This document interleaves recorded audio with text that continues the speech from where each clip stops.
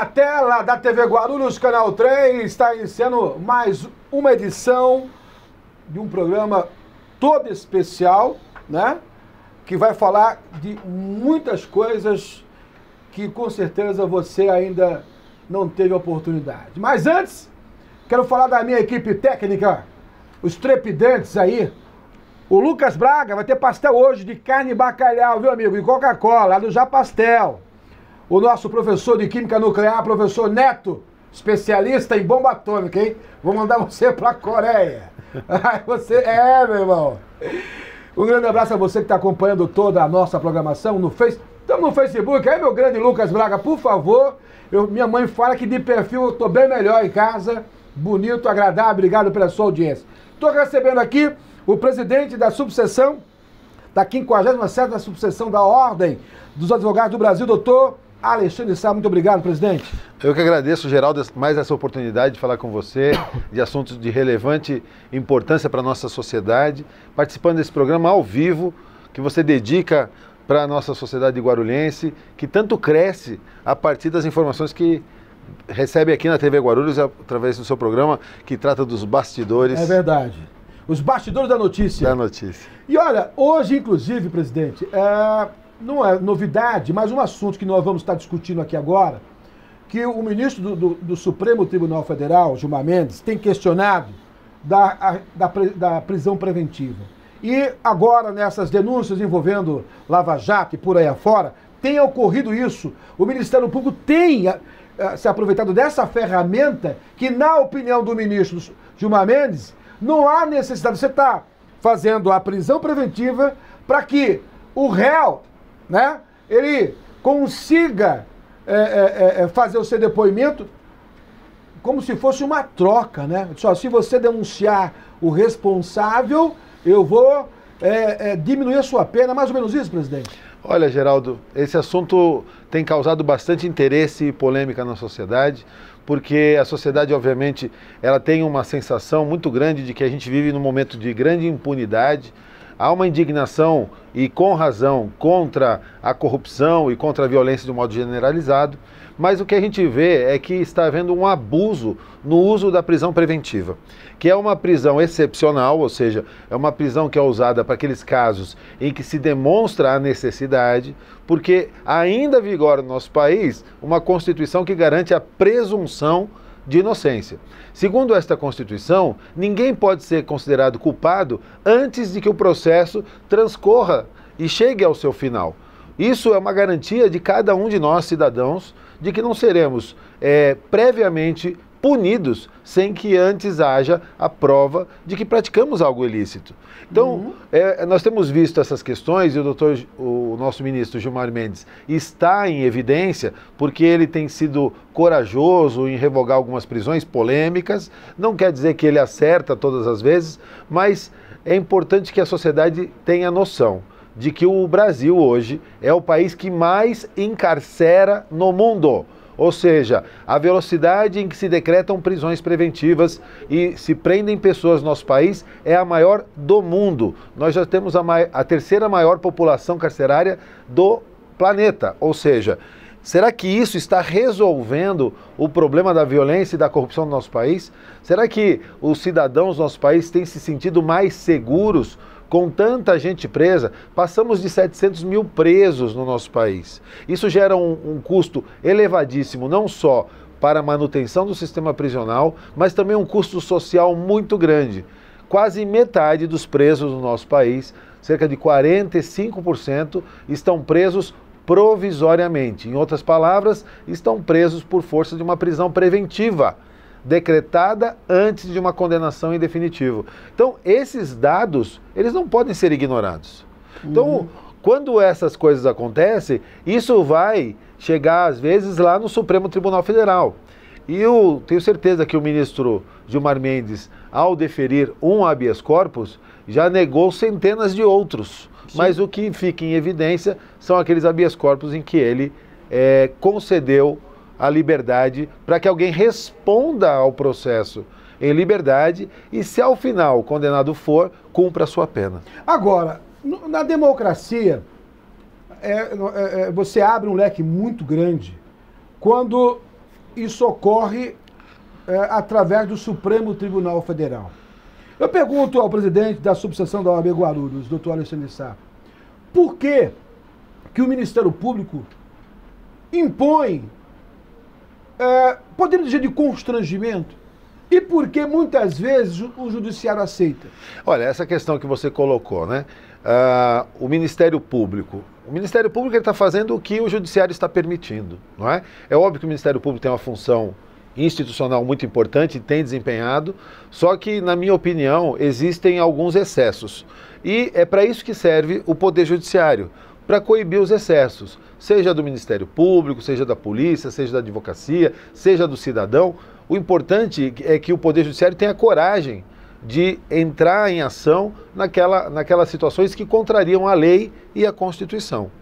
Quando você vê uma prisão decretada como forma de coação para que a pessoa faça uma colaboração premiada, você descaracteriza o Instituto da Colaboração Premiada, que é um instituto previsto em lei, mais em evidência nos últimos anos por força da Lei de Organizações Criminosas 12.850 de 2013.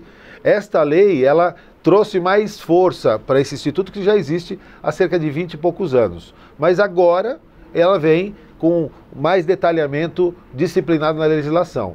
Só que uma característica fundamental da colaboração premiada é a voluntariedade. Ou seja, aquela pessoa que pretende colaborar com a justiça, primeiro que tem que dar informações que possibilitem o desmantelamento da quadrilha. Ele não pode ser o chefe da organização criminosa, porque aí seria premiá-lo, não é? De entregar a sua própria organização quando ele já está nas garras da justiça. Mas esta colaboração deve ser voluntária. E quando você prende e, de forma indireta, você oferece a colaboração premiada como uma forma de sair do cárcere, isso torna a colaboração não voluntária e sim quase uma coação.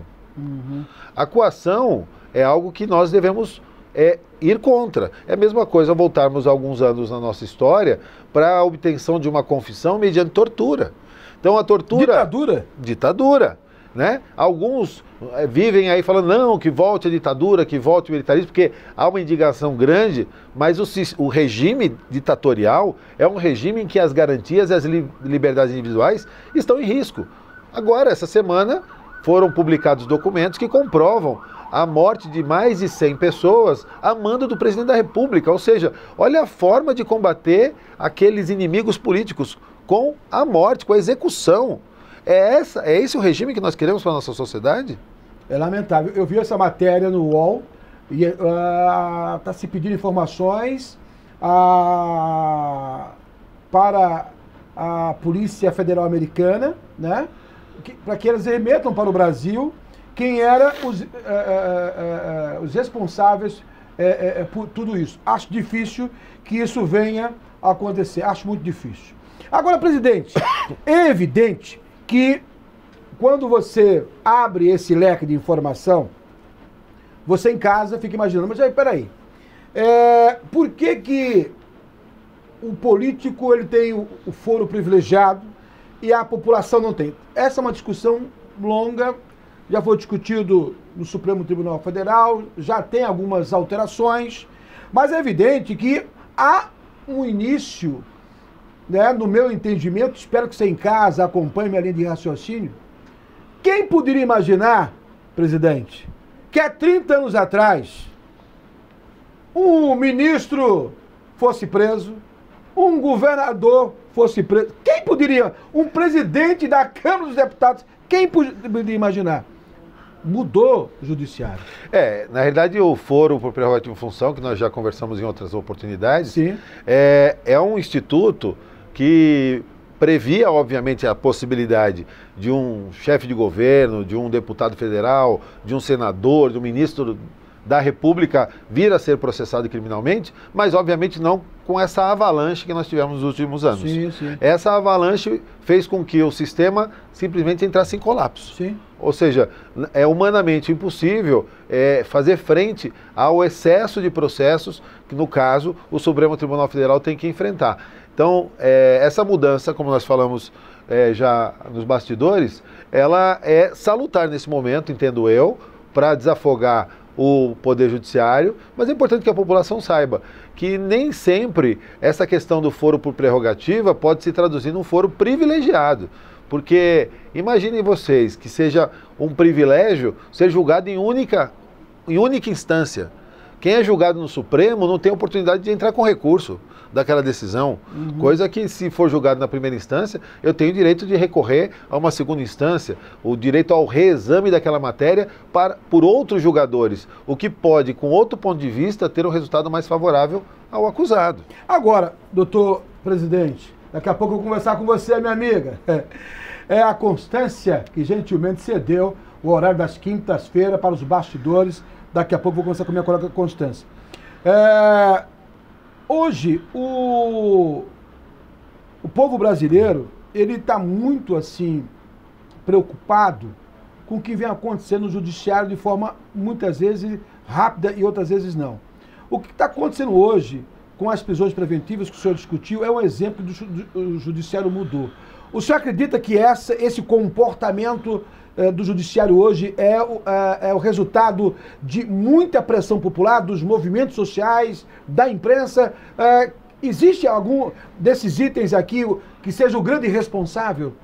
Olha, Geraldo, a gente tem que lembrar que o Poder Judiciário, ele é um poder contra-majoritário. Para que ele existe? Para defender as minorias. Sim. Defender aquelas partes, a parte mais fraca.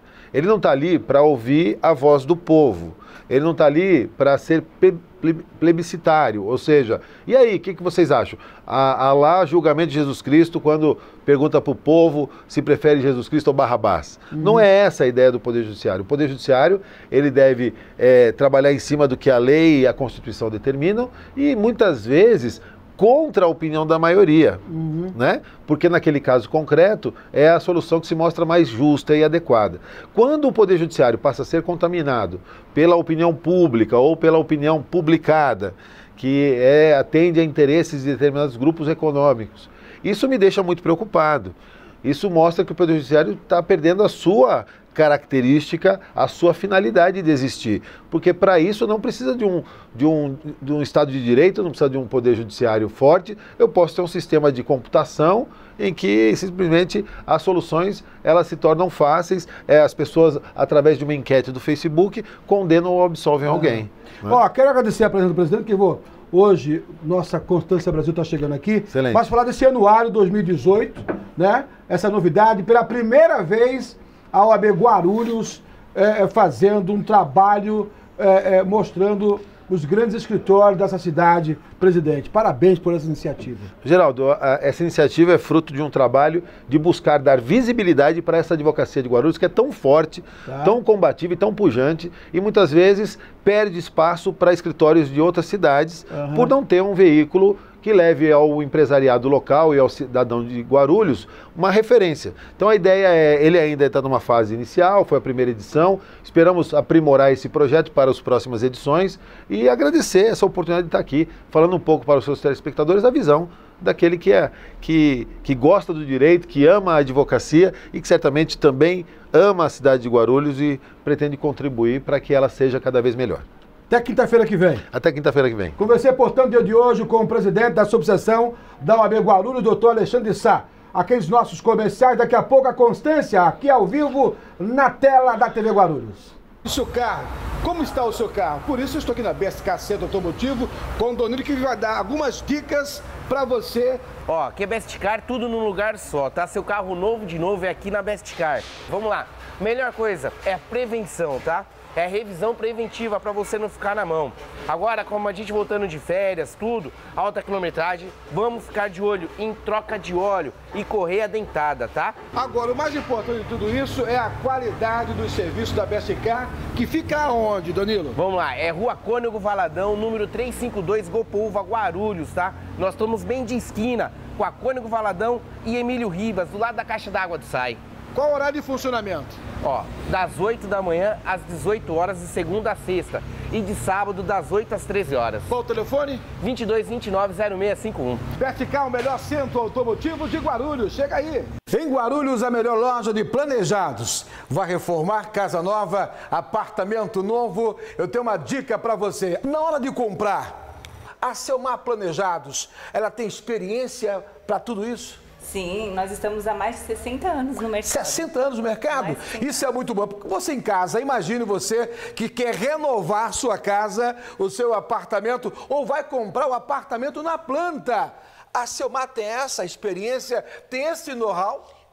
Nós temos esse know-how para você que está comprando seu apartamento na planta, quer trazer para a gente vai desenvolver o projeto e aí você pode fazer esse planejamento de pagamento, de quando você vai receber. A Selmar Planejados, ela fica funcionando de segunda a sexta, qual horário? De segunda a sábado, das 10 às 20 horas. Fica onde a Selmar Planejados? Fica na Paulo Facini, ao lado do Macaxeira. Bacana, gente, olha... Eu quero convidar você para conhecer a Selmar Planejados, os melhores preços, as melhores condições de pagamento aqui na Selmar Planejados. Vem comigo! Vem!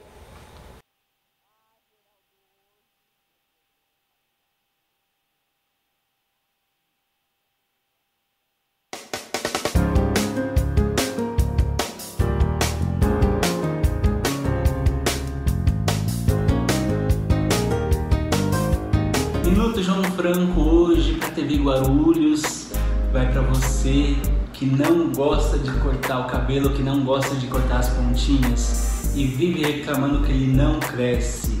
Vou falar uma coisa para você, o ideal é cortar o cabelo a cada 60 ou 90 dias, isso quer dizer de 2 a 3 meses.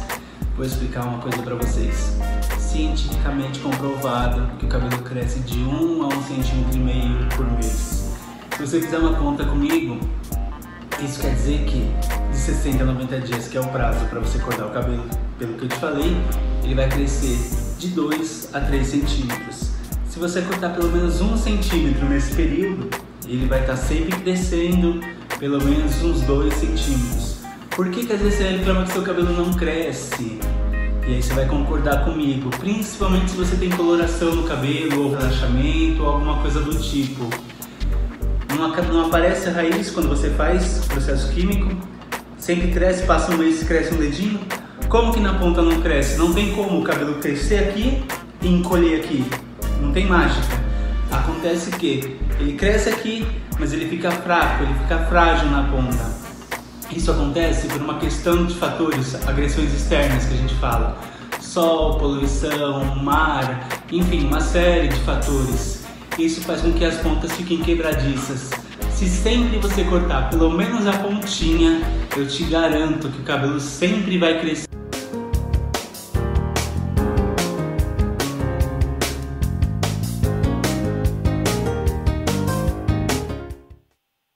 Estou recebendo aqui na tela da TV Guarulhos, que cedeu gentilmente o seu horário, que ela fez durante 14 anos, e por coincidência, hoje é aniversário, né?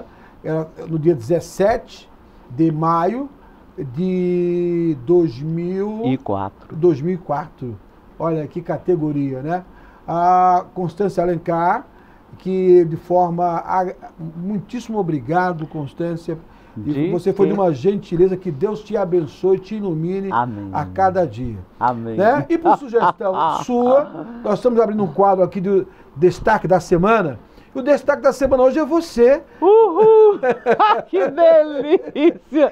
É? Ah, Geraldo. Bom, eu sugeri ao Geraldo, e quem sou eu para fazer isso? Que o Geraldo é um homem de uma experiência ampla, vasta. Mas eu sugeri porque a TV Destaque, que era do Geraldo até acho que há um mês atrás.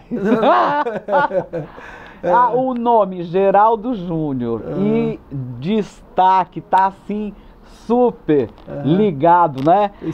Aí hoje eu falei, Geraldo, abra um quadro Destaque, e ele fala que o destaque sou eu. Obrigada, obrigada.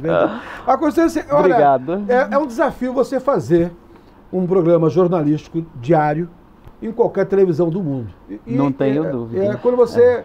Eu peguei essa responsabilidade e desde já a gente agradece não só os diretores dessa emissora, o Fernando e toda a equipe técnica que gentilmente me recebeu aqui, mas a responsabilidade é muito grande de todos nós que fazemos parte dessa casa, né? Desde o Pedro Notário, o Roberto Samuel, a Cássia, todos os apresentadores, nós temos a responsabilidade de levar a informação com muito cuidado, porque quem está nos acompanhando acredita naquilo que comentamos e falamos aqui. Com certeza. Quando você comenta algo, as pessoas prestam atenção. E, poxa vida, então, somos formadores de opiniões. É verdade. Né? Temos que ter muito cuidado com isso. E quando eu participei do seu programa, foi um privilégio também, por isso que eu queria fazer essa troca, porque você também está de parabéns. Obrigado. Ninguém fica 14 anos numa casa se não tiver qualidade. Obrigada. E você tem essa qualidade. Obrigada, querido. Tá? Você é um doce. Você é um doce de menino. Agora, me responda uma coisa. Qual é o maior desafio para se manter em evidência? A honestidade, eu acho que em qualquer ponto, em qualquer setor da vida, desde que você haja com sinceridade, com honestidade, o seu sim tem que ser sim, o seu não tem que ser não. O telespectador, ele entende isso, Geraldo. Você é um homem de TV, você sabe. Então, nesses 14 anos de Café Brasil, que hoje, dia 17 de maio, olha, há 14 anos eu estava entrevistando nesse dia Belchior, no quintal da casa dele, um cara como foi Belchior. Depois ele gravou comigo uma música que eu compus num CD meu. E depois veio Pedro de Lara inúmeras vezes, Dominguinhos milhares de vezes, Vanderlei, Aguinaldo Raiol, enfim, todos. É porque você acaba passando uma credibilidade. E nas relações, de um modo geral, eu acho que é o que a gente precisa passar. Porque uma pessoa de mentira, meu Deus do céu, não é ninguém. É verdade, não é uma pessoa de verdade, né? Verdade. Agora, Constância, hoje nós sabemos que outro desafio dessa emissora, e aí o cuidado do Fernando Mauro, em ter uma grade pautada com essa qualidade e com pessoas capazes de fazer o melhor e ter o público acompanhando. Porque você ter audiência qualitativa é o maior desafio de um veículo de comunicação. Entendo eu. Certo. Porque se assim você não o fizer, você não conquista a atenção dos telespectadores e muito menos da área comercial. Então eu acho que o divisor de água é fazer bem feito com qualidade. Aí você tem a atenção das pessoas, né? O mercado publicitário, eu digo sempre, ele está aberto às novas ideias, tá certo? A novos projetos.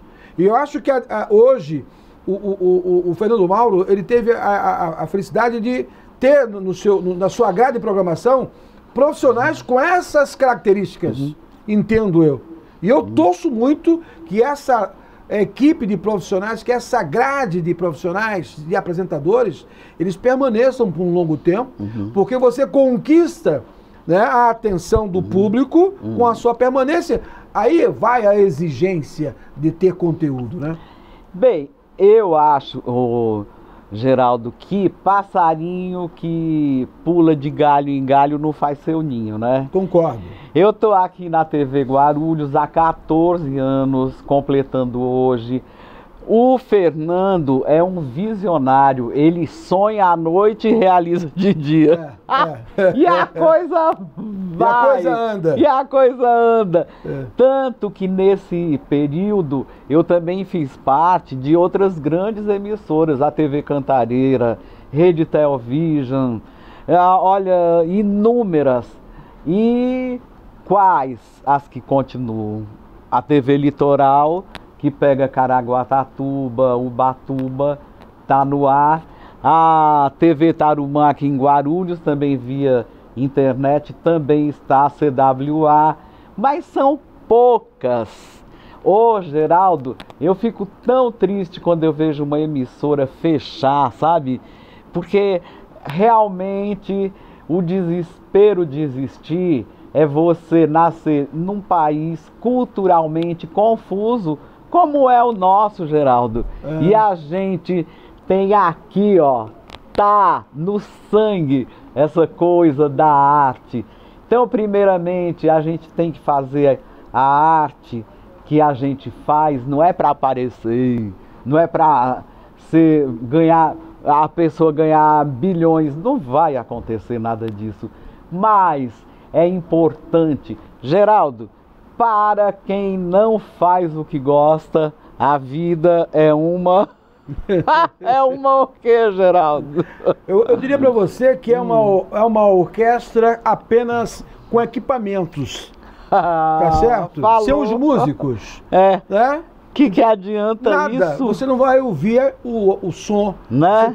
Você tem apenas os equipamentos, mas você não tem quem tocar. Então, uma grande emissora, ela tem que ter a qualidade na sua grade, com conteúdo. Partimos do princípio com essa sugestão. Certo. E é por isso que a TV Guarulhos permanece durante todos esses anos. A grande preocupação dos seus idealizadores com a qualidade. Né? Mas, olha, eu quero agradecer, que já estamos falando do tempo ali, eu quero agradecer de forma carinhosa o respeito que eu tenho a você. Obrigado, Geraldo. E a reciprocidade foi muito verdadeira.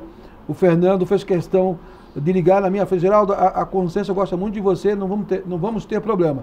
E eu tenho certeza que o que você precisar de seu colega, eu estarei à sua disposição. Eu agradeço. Se você puder avisar sempre ao meu público, o respeito pelo público é das coisas mais importantes, Geraldo. Então, há 14 anos eu entro na quinta-feira às 5 horas.